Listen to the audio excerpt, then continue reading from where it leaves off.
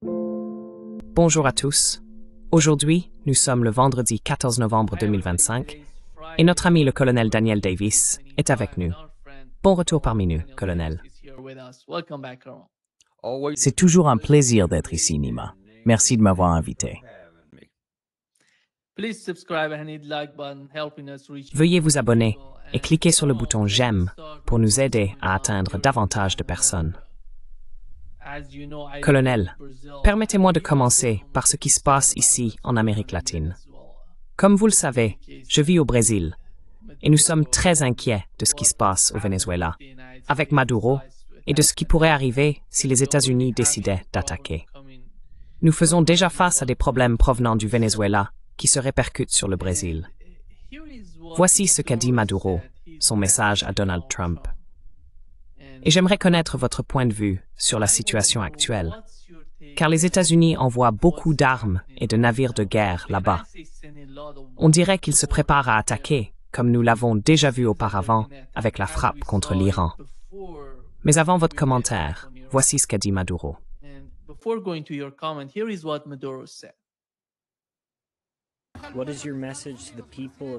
Quel est votre message au peuple des États-Unis, Monsieur le Président? S'unir pour la paix du continent. Plus de guerres sans fin, plus de guerres injustes, plus de Libye, plus d'Afghanistan. Avez-vous un message pour le président Trump? Mon message est oui, la paix. Oui, la paix.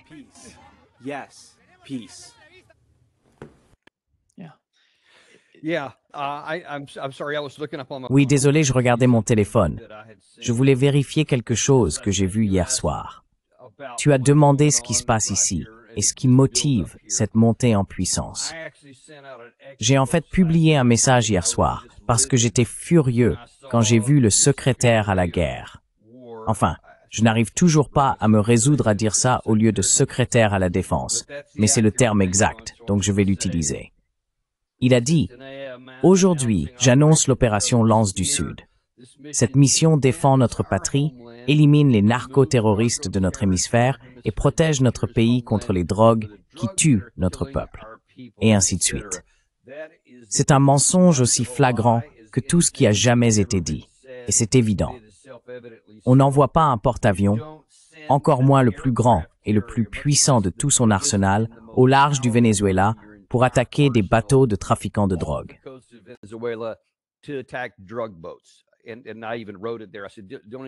Et je l'ai même écrit là-bas.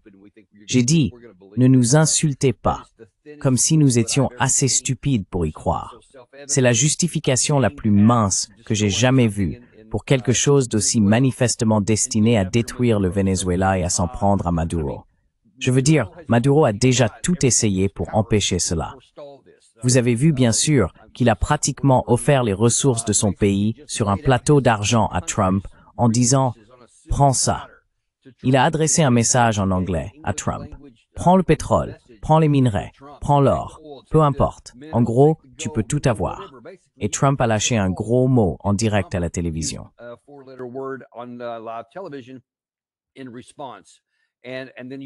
Et puis vous voyez, tout ce que nous avons fait, c'est finir par renforcer notre puissance de combat. Cela montre simplement qu'il y a quelque chose de profondément défaillant au plus haut niveau de notre gouvernement lorsque c'est aussi flagrant. Et permettez-moi d'être catégorique ici. Il s'agit d'une violation flagrante de toutes les lois internationales existantes. C'est une violation de la Constitution des États-Unis. C'est une violation du droit américain lui-même, à commencer par la loi sur les pouvoirs de guerre de 1973, mais aussi de nombreuses autres lois pertinentes. Même si les personnes à bord des bateaux que nous avons tués faisaient réellement de la contrebande de drogue, et soit dit en passant, il existe de nombreuses preuves que beaucoup d'entre elles ne le faisaient pas. Même si elles le faisaient toutes, il n'existe aucune justification légale pour exécuter sommairement toutes les personnes impliquées.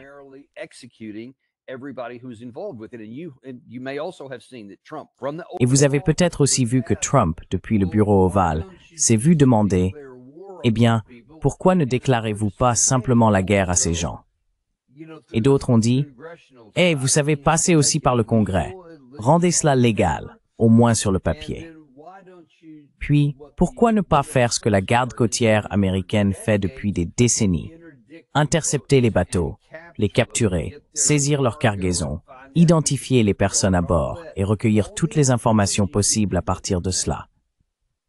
Si vous vouliez vraiment mettre fin au trafic de drogue, c'est ce que vous feriez.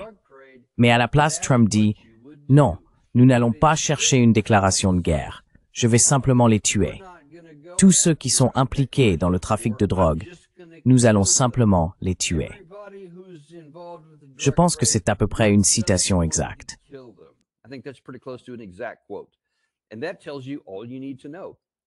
Et cela vous dit tout ce que vous devez savoir. Maintenant, vous voyez ici le porte-avions américain qui arrive. Hier soir, vous avez vu le secrétaire à la guerre déclarer qu'une opération est désormais en cours. Je veux dire, ils ne vont pas les envoyer là-bas pour ne rien faire. Juste faire quelques éclaboussures, obtenir quelques gros titres, puis faire demi-tour et rentrer à la maison. Donc on s'attend à ce qu'ils fassent quelque chose. Et écoutez, tout cela risque fort de nous exploser au visage. Parce qu'il y a des gens, et d'ailleurs n'hésitez pas à m'interrompre si je m'éloigne trop, il y a eu beaucoup de gens, Lindsey Graham en fait partie, qui disent « Hey, c'est exactement comme l'opération Just Cause à l'époque, quand George H.W. Bush et Ronald Reagan sont tous deux intervenus au Panama et ailleurs en disant « Hey, allons simplement chercher ces types. »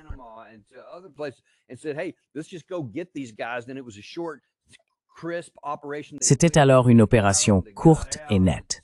Ils sont entrés, ils les ont attrapés, ils sont sortis, etc. Ils ont fait ce qu'ils avaient à faire. C'était terminé facilement. C'est ce qu'ils pensent. En fait, Lindsey Graham, à un moment donné dans ce processus, a dit que ce serait, je cite, un jeu d'enfant. Fin de citation. Et il est vraiment facile de penser que ce sera exactement comme ça. Mais voyez-vous, ce n'est pas seulement immoral et contraire à l'éthique. C'est aussi militairement insensé. Car contrairement à certaines de ces autres opérations, il y a eu ici un énorme délai de préparation.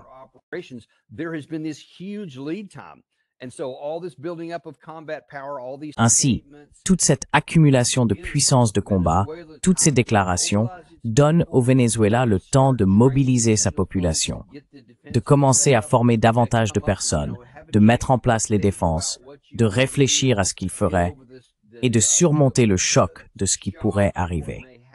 Plutôt que de voir soudainement une montée en puissance et puis bam, on intervient, etc. Et une autre chose, d'après ce qui a été rapporté en tout cas, il s'agirait d'environ 10 000 membres du personnel. Ce n'est qu'un petit nombre de troupes. Si l'on veut intervenir, renverser le régime et littéralement prendre le contrôle, il faut beaucoup plus de puissance de combat que cela. Ce n'est pas suffisant pour faire quoi que ce soit, sauf peut-être se créer des ennuis.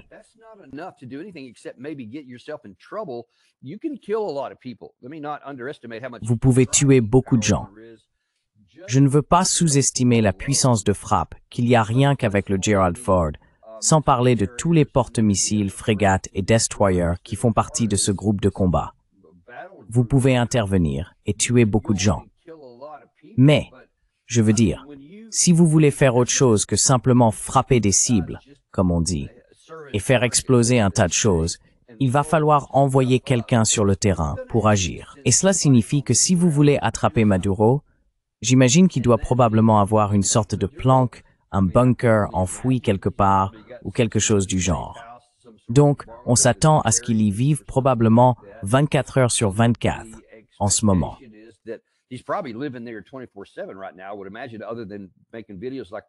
J'imagine que, mis à part faire des vidéos comme celle que tu as montrées, la plupart du temps, il doit être retranché là-dedans. Cela veut donc dire que tirer une série de missiles ne suffira probablement pas à le tuer. Il faudra aller le chercher. Et il doit sans doute avoir des gens pour le défendre. J'imagine qu'ils ont quelques loyalistes. Il me semble, Nima, que la croyance dominante, presque une certitude, est que, grâce à cette démonstration massive de puissance de feu et à la réputation des États-Unis, nous allons y aller avec ce grand dispositif, et que tous ceux qui s'y trouvent vont simplement se rendre. Que tous les combattants, tous les défenseurs, tous ces réservistes qui ont été mobilisés vont plier.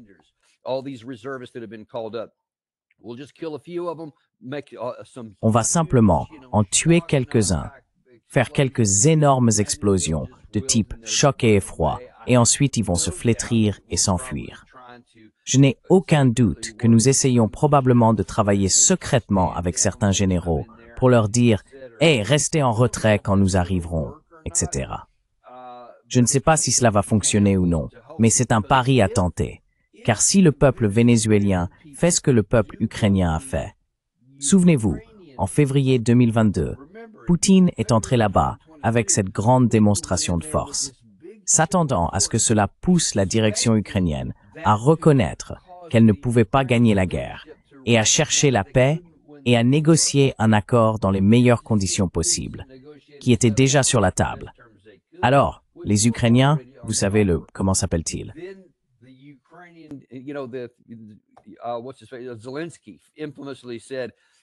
Zelensky a essentiellement dit « Je n'ai pas besoin d'un véhicule.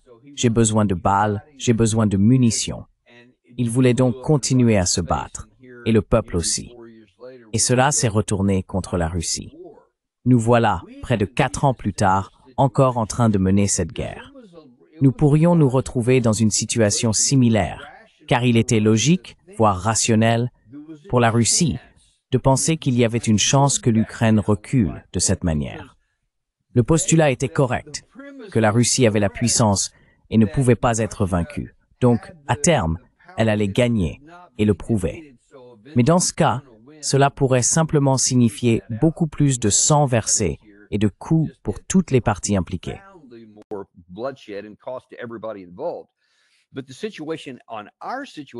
Mais la situation pour nous n'est pas aussi simple, car c'est plutôt un scénario potentiel à la Vietnam, où, à des milliers de kilomètres de distance, nous ne pouvons pas mener une guerre sans fin.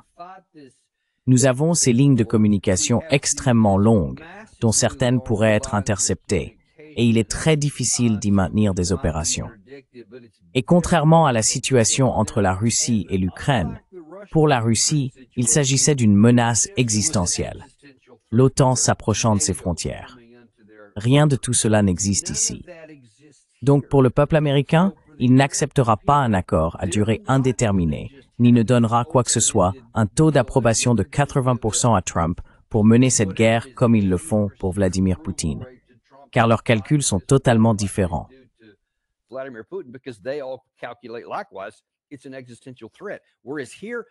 C'est une menace existentielle, tandis qu'ici, ce serait pire que la situation du Vietnam pour les nationalistes américains. Je parle de ses partisans. Oubliez ses détracteurs, ceux qui sont contre lui, car ils vont s'y opposer quoi qu'il arrive. Mais ses partisans l'ont élu pour qu'il soit le président de la paix, une expression qu'il aime répéter sans cesse, ou du moins que ses alliés aiment employer. Et pourtant, on le voit faire tout ce qu'il peut pour mener une guerre que l'adversaire le supplie pratiquement de ne pas engager, lui offrant son pays sur un plateau d'argent. Et malgré cela, du moins pour le moment, il se prépare à entrer dans un conflit où beaucoup de gens vont mourir inutilement au Venezuela.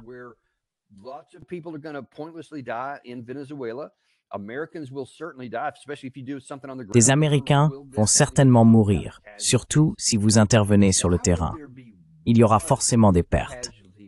Pourquoi devrait-il y avoir ne serait-ce qu'une seule victime dans une guerre qui ne devrait pas être menée, qui n'a pas besoin de l'être et qui ne nous apporte même rien? Et si vous parlez encore de cette histoire de pétrole, il nous a déjà été proposé.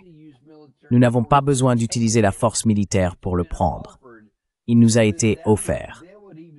Cela retirerait même ce dernier prétexte.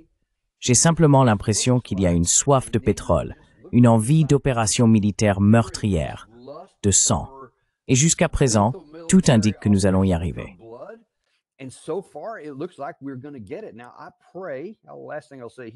Maintenant, je prie, la dernière chose que je dirais ici, je prie pour que cela n'arrive pas, pour que suffisamment de personnes se lèvent et s'expriment, pour que suffisamment de gens dans la région disent « Nous n'allons pas tolérer cela ». Nos alliés, la France et le Royaume-Uni, ont déjà rompu leurs liens de renseignement avec nous à cause de cela. Cela devrait être un sérieux avertissement, quelque chose qui devrait clairement nous faire réfléchir. J'espère qu'assez de pression se fera sentir pour que tout cela reste au stade théorique et ne se produise jamais réellement, et que les forces finissent par partir et rentrer chez elles. Mais je crains que les choses ne se passent pas ainsi.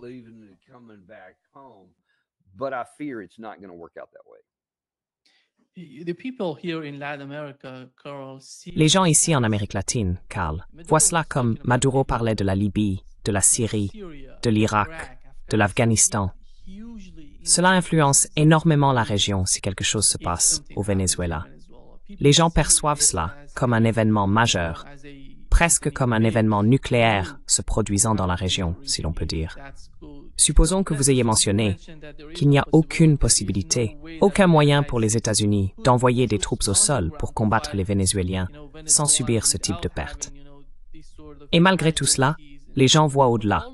S'ils réussissent leur opération au Venezuela, que se passe-t-il le lendemain? C'est le problème auquel nous faisons face ici, au Brésil, par exemple. Allons-nous assister à une immigration massive? Allons-nous voir des Vénézuéliens, comme ce qui s'est passé en Ukraine, en Syrie, en Irak, venir ici?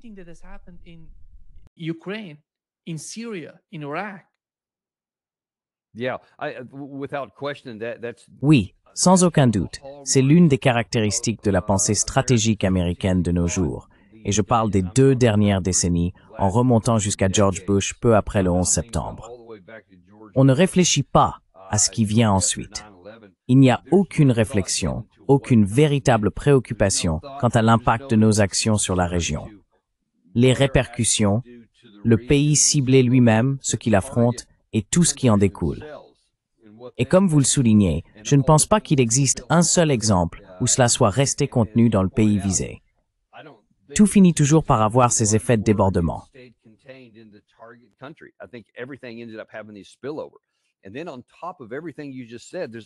Et puis, en plus de tout ce que tu viens de dire, je ne peux qu'imaginer ce que les autres personnes dans la région vont dire. Qui sera le prochain? La Colombie. Je veux dire, évidemment, il y a beaucoup de tensions là-bas. Le Brésil, est-ce qu'ils seront les prochains? Parce qu'il y a aussi eu des frictions entre la Maison-Blanche et le Brésil. Donc, tout le monde va devoir s'inquiéter de cela. Cela pourrait soit rendre les gens tellement craintifs des États-Unis qu'ils prennent des mesures contre eux, soit les pousser à s'unir. Et je pense qu'on a déjà vu le président de la Colombie demander ouvertement de l'aide en disant « J'ai besoin que d'autres pays de la région nous aident. Nous devons nous unir. »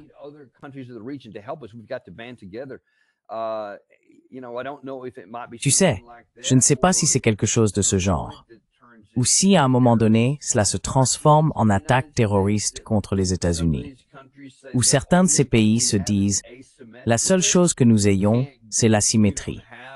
Nous ne pouvons pas, nous n'avons pas un USS Ford que nous pouvons amener sur les côtes américaines. Alors ils feront tout ce qu'ils peuvent. Car sinon, c'est simplement, tu sais, une soumission totale. Et compte tenu de tout ce que tu viens de mentionner, la Libye, l'Irak, la Syrie, tu vois, c'est toujours la même histoire. Ils perçoivent toutes ces choses dans nos actions comme provoquant tout ce chaos régional. À un moment donné, tu obtiens un alignement d'un groupe de pays partageant la même vision et ils se disent simplement, même si nous allons perdre cette guerre, nous allons te combattre.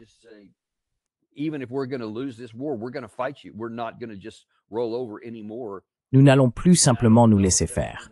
Et je ne sais pas si cela va se produire, ni où cela va mener. Mais il me semble inévitable qu'on ne puisse plus aller partout dans le monde, même dans notre propre hémisphère, avec cette grosse botte lourde, en écrasant les gens, et penser que personne ne fera jamais rien en représailles. Je me demande même à propos de la Russie et de la Chine. Vont-elles rester éternellement en retrait, sans jamais aider personne, et simplement attendre que vienne leur tour d'être impliqués? Je ne sais pas. C'est ce qui m'inquiète dans toute cette question de la Troisième Guerre mondiale, car nous sommes désormais littéralement en train de nous heurter à la Chine.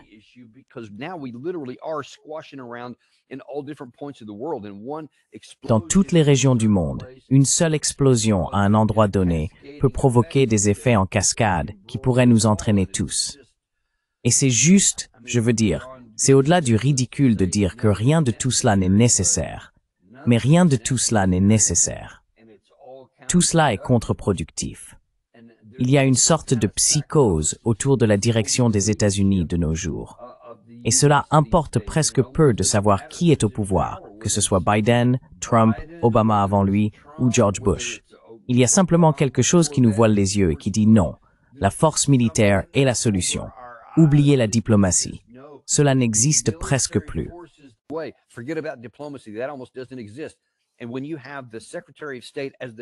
Et quand vous avez le secrétaire d'État qui agit comme conseiller à la sécurité nationale, de manière apparemment permanente, je veux dire, cela en dit long. Vous avez pris l'ancien conseiller à la sécurité nationale et l'avez nommé ambassadeur à l'ONU. Qu'est-ce que cela vous dit? Vous avez littéralement, par définition, militarisé la diplomatie. Donc maintenant, c'est le département de la guerre qui s'est intensifié. Et vous avez pris le département de la politique étrangère et de la diplomatie, le département d'État, et vous l'avez transformé en une branche subordonnée du département de la guerre. Je veux dire, que vont penser les gens dans le monde?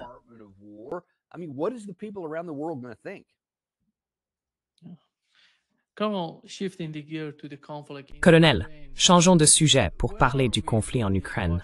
Où en est-on avec l'armée russe là-bas? Comment voyez-vous le champ de bataille actuel? Et que veut Donald Trump de la Russie? Parce qu'il essaye... Enfin, concentrons-nous d'abord sur le champ de bataille. Que fait la Russie en ce moment, pendant que nous parlons?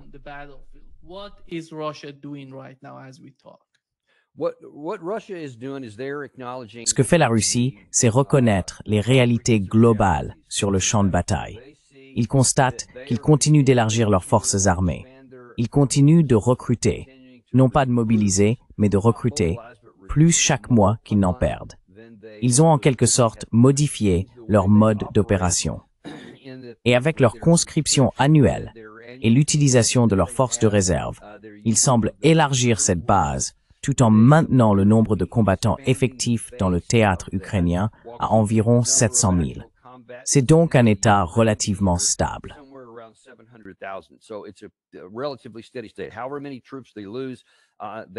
Peu importe le nombre de soldats qu'ils perdent, ils en envoient autant de nouveaux.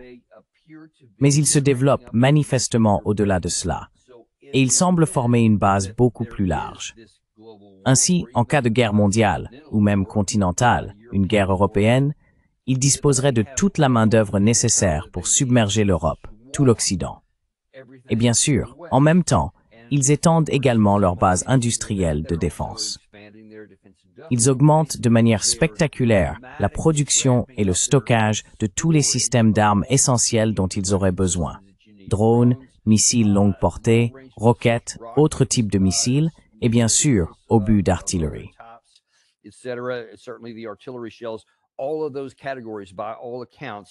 Toutes ces catégories, d'après toutes les sources, sont accumulées en très grande quantité, car elles sont encore utilisées avec un avantage d'environ 3 contre 1 sur la ligne de front. Ils conservent donc cet avantage considérable, mais ils en stockent également davantage, afin de rendre possible, sur le plan conventionnel, qu'en cas de conflit ultérieur, ils puissent le remporter de manière décisive. Pendant ce temps, l'Occident, malgré tous ces discours, ne fait rien d'autre que de dépenser beaucoup d'argent pour quelques systèmes d'armes de haute technologie et certaines catégories de munitions. Mais c'est progressif. Ils envisagent peut-être 20, 30 et ainsi de suite, et je doute sérieusement qu'ils y parviennent non plus. Voilà ce que fait la Russie.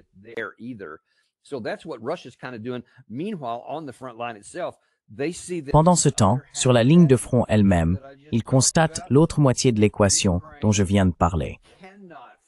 L'Ukraine ne peut pas mobiliser de force suffisamment de personnes pour compenser les pertes qu'elle a subies, lesquelles sont considérables, d'un ordre de grandeur bien supérieur. Le chiffre le plus rationnel et logique que je puisse avancer se situe autour de 10 pertes ukrainiennes pour une seule du côté russe. Certains suggèrent que cela pourrait aller jusqu'à 20. Je pense que c'est une exagération, mais 10 semble assez logique compte tenu des éléments dont nous disposons. L'Ukraine n'a pas assez d'hommes pour remplacer les pertes. Parmi ceux qu'elle parvient à mobiliser de force, un pourcentage non négligeable abandonne le combat et s'enfuit, ou quel que soit le terme que l'on veuille employer. Et puis, bien sûr, il y a les pertes qu'ils subissent quotidiennement.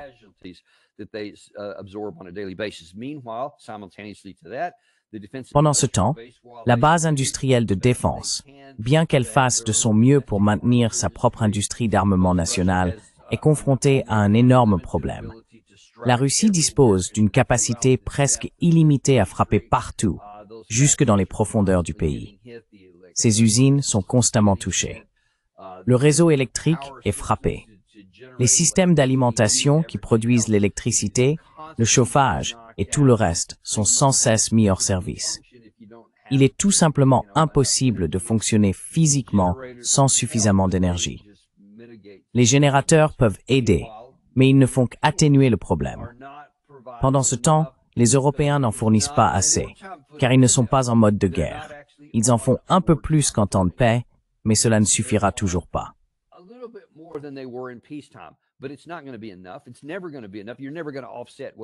Ce ne sera jamais suffisant. Vous ne compenserez jamais ce que les Russes font ici. Ainsi, la Russie se dit « Je n'ai pas besoin de lancer ces grandes offensives qui provoqueraient une hausse de mes propres pertes, mais qui pourraient mettre fin à la guerre plus rapidement. » Ils semblent se contenter de dire « Vous savez quoi ? Je vais laisser l'OTAN continuer à épuiser ses ressources. Je vais laisser l'Ukraine continuer à épuiser ses hommes et nous allons miser non pas sur la main-d'œuvre, mais sur la puissance de feu. Ils vont utiliser de l'artillerie, des drones FPV, des drones bombardiers et ces nouvelles bombes planantes dotées désormais de technologies supplémentaires, presque doublant leur portée par rapport à ce qu'elles avaient il y a seulement un an. Ils semblent en avoir un nombre quasi illimité, ainsi que de nouvelles catégories de drones à longue portée.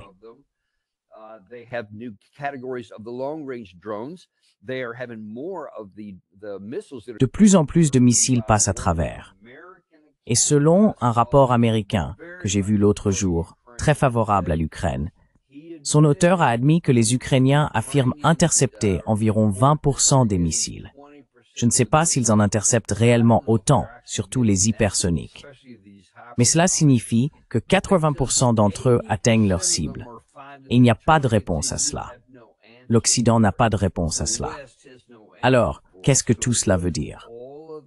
Cela signifie que la Russie suit une trajectoire qui vise à épuiser progressivement les forces armées ukrainiennes jusqu'à ce qu'à un moment donné, elles s'effondrent physiquement, faute d'effectifs suffisants. Et à ce moment-là, la Russie n'aura plus besoin de se battre pour chaque ville. Elle pourra simplement avancer où elle le souhaite, car il n'y aura plus de fortifications, plus de soldats pour tenir les fortifications existantes.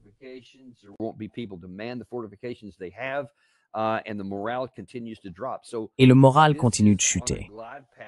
Nous sommes donc sur une trajectoire menant à une victoire militaire de la Russie, parce que, et d'ailleurs, l'une des raisons pour lesquelles j'aime votre émission, c'est que le dialogue fonctionne. C'est vrai. Et il a été complètement abandonné par l'Occident dans son ensemble, pas seulement par les États-Unis.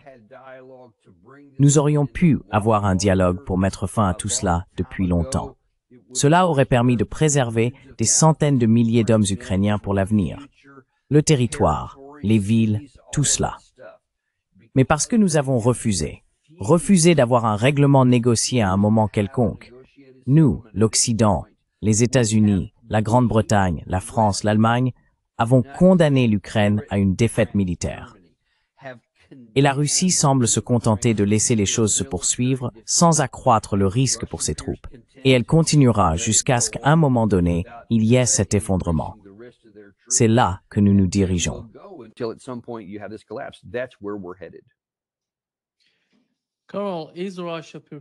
Karl, la Russie se prépare-t-elle ou est-elle déjà en train d'établir une zone tampon?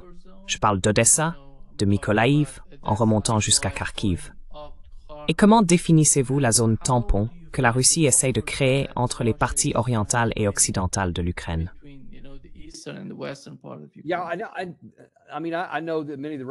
Oui, je sais que de nombreux analystes et porte-paroles russes ont parlé d'une zone tampon. Évidemment, il y en a dans la région de Soumy et d'autres dans celle de Kharkiv, l'oblast de Kharkiv. Ils l'ont effectivement étendu au cours des derniers mois, mais pas de manière significative. Je pense que c'est une opération secondaire, voire tertiaire. Peut-être que dans certaines zones, ils essaient de sécuriser Belgorod, par exemple. De repousser la ligne suffisamment loin pour limiter la capacité de lancer des frappes d'artillerie ou quelque chose de ce genre. Mais je pense que leur objectif principal reste la destruction des forces armées ukrainiennes en tant qu'entité.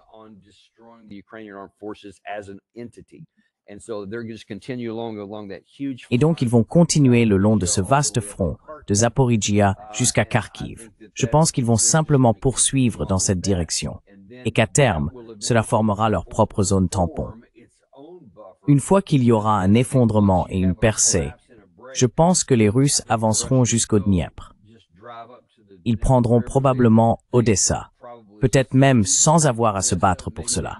Ils pourraient simplement la prendre, faire la jonction avec la Transnistrie au sud, et peut-être même aller presque jusqu'aux portes de Kiev, en s'emparant de tout ce qui se trouve à l'est. Je pense que ce sera leur zone tampon.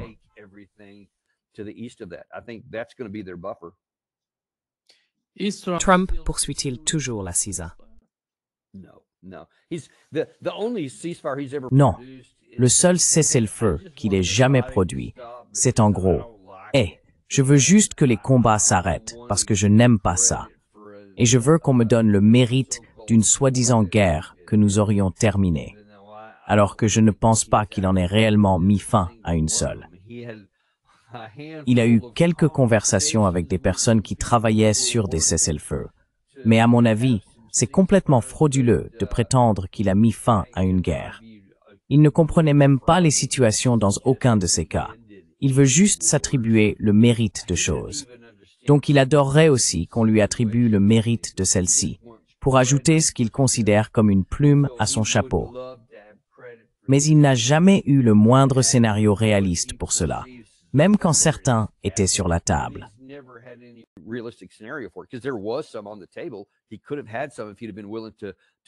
Il aurait pu en avoir s'il avait été prêt à se retrousser les manches et à prendre des décisions difficiles pour l'Europe et pour l'Ukraine. Mais il n'était pas disposé à le faire. Alors il a simplement dit « Je veux juste que vous vous arrêtiez là où vous êtes. » Et ensuite il dira « Mais parfois, il faut simplement se battre. » Il ne sait donc absolument pas ce qu'il fait. Il ne sait même pas ce qu'il veut. Il change de discours comme une balle de ping-pong. Ça doit donner le tournis à tout le monde, des deux côtés de la ligne de contact. Mais les Russes, je pense, ont finalement simplement dit « Oui, nous n'allons pas écouter ce qu'il dit. Nous allons simplement faire ce que nous avons à faire et te parler de l'autre côté. »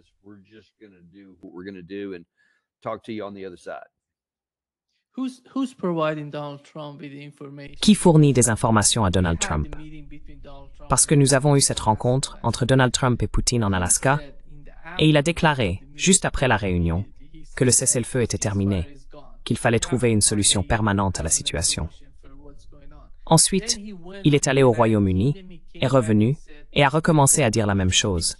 Le cessez-le-feu est important. Qui dirige les opérations en Ukraine, Karl? En ce qui concerne le champ de bataille, en ce qui concerne le renseignement, il me semble que les États-Unis, sous l'administration Trump, ont confié cela aux Britanniques.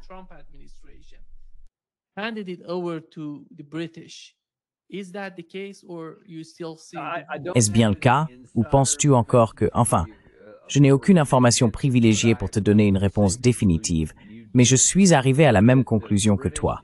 Les Britanniques, peut-être même un consortium réunissant Britanniques, Français et Allemands, ont en quelque sorte élaboré cela ensemble.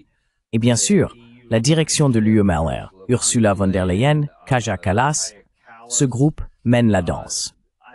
Zelensky se montre enthousiaste à propos de tout ce qu'ils disent, même si c'est déconnecté de la réalité et ne peut que conduire à la destruction de son pays.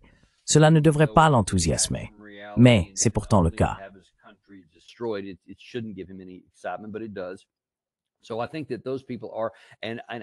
Je pense que ces gens-là sont, et que leur tête tourne autant que celle de Vladimir Poutine, à propos de ce qui sort de Washington, parce que ça change tout le temps.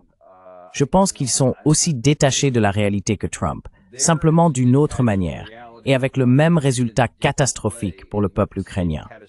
Je pense que l'histoire sera très, très amère envers l'ensemble des dirigeants occidentaux.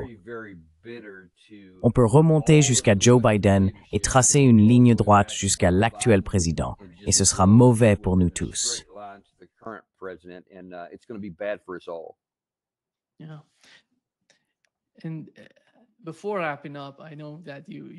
Oui. Et avant de conclure, je sais que vous devez partir. Mais colonel, en regardant le Moyen-Orient aujourd'hui, nous avons eu une guerre de 12 jours entre Israël et l'Iran. Il semble qu'Israël se prépare non seulement à combattre l'Iran, mais aussi au Liban. Netanyahou a déclaré hier qu'ils n'avaient pas besoin des États-Unis, qu'ils étaient indépendants et pouvaient décider de leur propre politique et stratégie. Mais s'ils attaquent à nouveau l'Iran, du côté iranien, nous avons appris il y a 2 jours, par un responsable militaire iranien, que si Israël attaque l'Iran, ils frapperont Israël avec 20 000 missiles en même temps. Que se passe-t-il à Washington pour tenter d'apaiser la situation au Moyen-Orient, pour prendre une décision quelconque? Personne ne veut de cette guerre. Ce n'est pas vrai.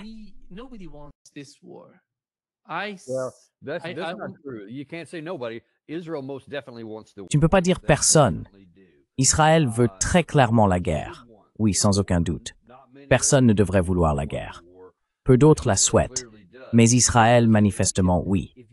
Et écoute, si tu ne regardais aucun titre, si tu n'écoutais ni ne lisais aucune actualité, et que tu observais simplement ce qui se passe sur le terrain ici, à mon avis, il n'y a pas eu de cessez-le-feu. Ce n'était qu'un bout de papier, un titre, une série de célébrations. Il y a eu un cessez-le-feu temporaire et un échange d'otages entre les deux camps, et presque immédiatement après cela.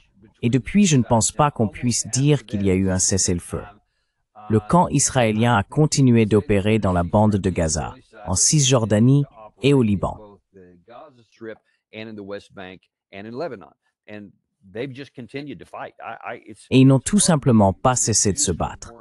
Cela a à peine ralenti par rapport à ce que c'était avant. Et tu parles de ce que l'Iran va faire. J'utilise rarement le terme « guerre de 12 jours », parce que c'était en réalité un point d'éruption de 12 jours. Puis les armes se sont tues parce que tout le monde avait une raison de faire une pause. L'affaire ne s'est pas terminée. Aucune condition ni aucun accord n'ont été remplis. Ils ont simplement cessé de se battre parce que cela convenait à tous, sur le moment. Mais je pense que le camp israélien a cette obsession de vaincre l'Iran. Et je ne peux tout simplement pas les imaginer s'arrêter soudainement.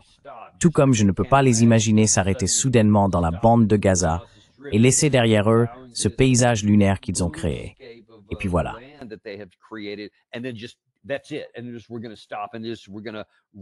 Et nous allons nous arrêter et nous allons le reconstruire. Et les mêmes problèmes vont persister. Sauf que maintenant, c'est bien pire à cause de la graine profondément enracinée, trempée de sang, d'une future violence dans la région. Parce que si vous ne donnez pas au peuple palestinien une forme d'espoir qu'il n'avait pas avant le 7 octobre 2023, ce sera décuplé la prochaine fois que cela explosera. Et je pense que les Israéliens le savent. Donc je pense qu'ils n'ont pas renoncé à d'une manière ou d'une autre purifier l'endroit et qu'ils cherchent simplement un prétexte pour y parvenir. Je ne pense tout simplement pas qu'ils y aient renoncé. Et cela inclut et s'étend à l'Iran.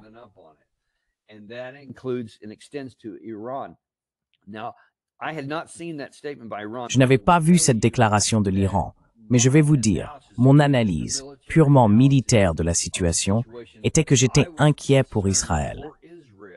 Lorsqu'ils ont attaqué l'Iran à grande échelle, j'ai pensé que l'Iran ferait exactement ce qu'il avait dit qu'il ferait, car le système israélien du dôme de fer avait déjà montré en 2024 qu'il était loin d'être aussi performant qu'on le prétendait. Si vous aviez ces salves, non pas 300 ou 400 missiles et drones arrivant sur une certaine période, mais 1000 d'un coup, puis 20 minutes plus tard encore 1000, et 45 minutes après encore 1000, et ainsi de suite. Si vous aviez simplement vague après vague de milliers d'engins, le dôme de fer serait épuisé. Même ce qu'il parvient réellement à intercepter est bien inférieur à ce qui est affirmé.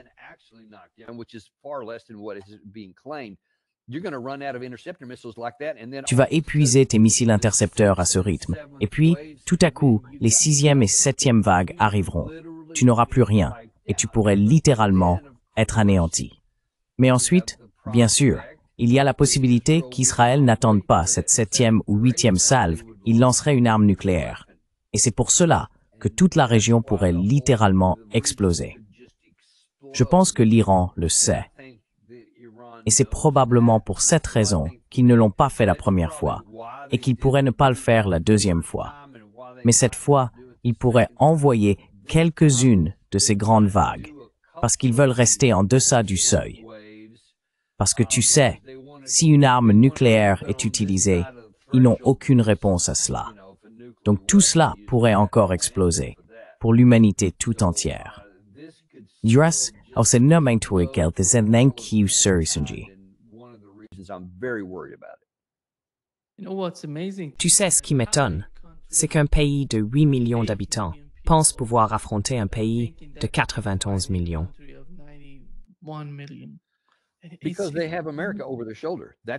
Parce qu'ils ont l'Amérique derrière eux. C'est la raison. Netanyahou, tu as dit qu'il prétendait pouvoir le faire sans. Eh bien, qu'il essaie. Très bien. Tu penses pouvoir le faire? Tu penses pouvoir le faire sans les munitions que nous fournissons, sans arrêt, sans la couverture politique, sans la couverture diplomatique? Tu crois pouvoir faire ça tout seul? Vas-y, parce que je soupçonne très fortement que tu découvrirais très vite que tu peux pas le faire seul. Et là, tu en aurais pris plus que tu ne peux en supporter. Tu pourrais te rendre compte que tout à coup, tu t'es créé beaucoup d'autres ennemis, simplement par le nombre qui pourraient te submerger. Et alors, encore une fois, cela met tout le monde au bord d'une possible escalade nucléaire.